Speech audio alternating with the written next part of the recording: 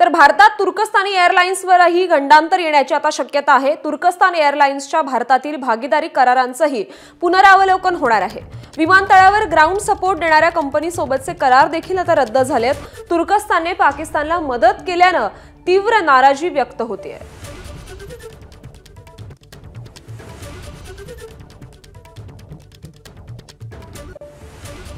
त्यामुळे भारतात तुर्कस्तानी एअरलाइन्सवर देखील गंडांतर येण्याची आता शक्यता आहे।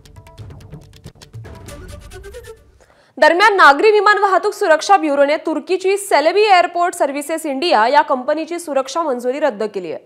तुर्कीने पाकिस्तानला पाठिंबा दिल्यानंतर हा निर्णय घेण्यात आलाय।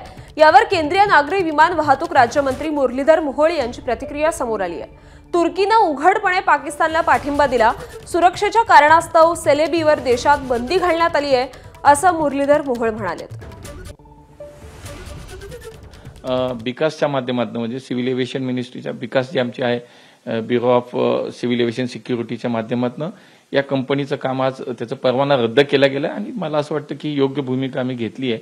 देश हितासाठी ही महत्त्वाची भूमिका होती आणि ती आवश्यक होती। साधारणतः किती एअरपोर्टवर आपल्या देशात देशातल्या अनेक विमानतळावरती खूप मोठ्या संख्येनं ही त्यांची मॅनपॉवर होती, ती काम करत होती आणि आज आपण पाहतो की शेवटी देशभावना ही महत्त्वाची, देशहित महत्त्वाचं आहे आणि हेच पाहून आमच्या सरकारनं हा निर्णय घेतला आणि ही सगळी सेवा आता रद्द करण्यात आली।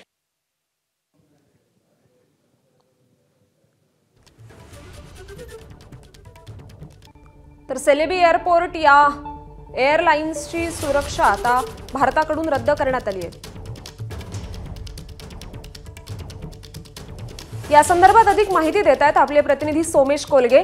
सोमेश, उघडपणे हे जाहीर झालंय की तुर्कस्तानने पाकिस्तानला अगदी उघडपणे मदत केली आहे। 350 तुर्की ड्रोन्स आपण भारतानं पाडल्याचं देखील समोर आलंय। तुर्की सैनिक देखील भारताच्या माऱ्यात जखमी झाले आणि मृत पावलेले समोर आले। काय भारताची प्रतिक्रिया एकूणच आणि कशा प्रकारे नाराजी व्यक्त केली जाते?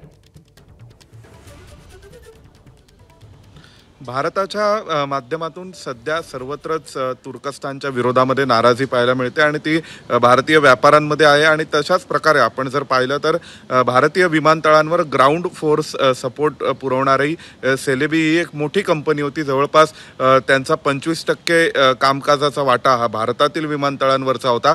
त्या भारतातील विमानतळांवरून आता सेलेबीची हक्कलपट्टी झालेली आहे, एवढं नक्की आहे। त्यासोबतच सध्या जी तुर्कस्तानी एअरलाइन्स आहे विमानसेवा, त्याचेही जे भारतातील त्यांच्या विविध पार्टनरसोबतचे लीज ॲग्रीमेंट्स होते तर त्याचीही स्क्रुटिनी सुरू झालेली आहे आणि त्याची समीक्षा केली जाते। शक्यता आहे की आता तुर्कस्तानी एअरलाइन्सवर सुद्धा गंडांतर येऊ शकतं या सगळ्या त्यांनी घेतलेल्या पाकिस्तानच्या समर्थनार्थच्या भूमिकेमुळे।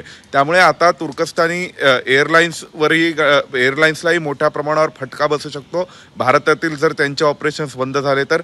आणि त्यासोबतच त्यांचा ग्राउंड सपोर्ट देणाऱ्या कंपनीला यापूर्वीच भारताने त्यांच्यासोबत बंदी केलेली आहे आणि त्याशिवाय आता भारतीय वेगवेगळ्या विद्यापीठांमधून सुद्धा तुर्कस्तानी विद्यापीठांसोबत झालेले समझोता करार हे रद्द केले जात आहेत। त्यामध्ये जवाहरलाल नेहरू विद्यापीठ आहे, मौलाना आझाद उर्दू सेंट्रल युनिव्हर्सिटी आहे। त्यामुळे तुर्कस्तानच्या विरोधातील जनक्षोभा दिवसेंदिवस वाढतोय भारतातला आणि या व्यापाराच्या दृष्टीने तुर्कस्तानला परवडणारा नाहीये। खरं, धन्यवाद सोमेश आपण दिलेल्या या सविस्तर माहितीसाठी।